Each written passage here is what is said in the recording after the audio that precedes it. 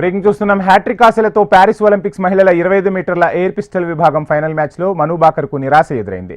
త్రుటిలో మరో పతకం చేజారింది. టోక్యో ఒలింపిక్స్ నుంచి కంబ్యాక్ ఇచ్చిన మను భాకర్ ప్యారిస్ ఒలింపిక్స్లో ఆడిన 3 విభాగాల్లో అద్భుత ప్రదర్శన కనబరిచింది. ఇవాళ జరిగిన 25 మీటర్ల ఎయిర్ పిస్టల్ ఫైనల్లో 4వ స్థానంలో నిలిచింది.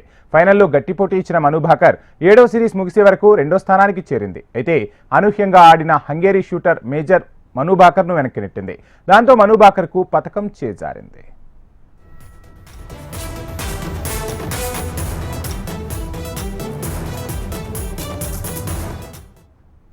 ఓటమితో ఒలింపిక్స్ను ముగించిన మను భాకర్ ఈ సీజన్లో 2 కాంస్యాలు సాధించింది. మహిళల 10 మీటర్ల ఎయిర్ పిస్టల్ విభాగంలో తొలి కాంస్యం సాధించిన మను భాకర్ మిక్స్డ్ 10 మీటర్ల ఎయిర్ పిస్టల్ విభాగంలో సరబ్జోత్తో కలిసి కాంస్య పతకాన్ని అందుకుంది.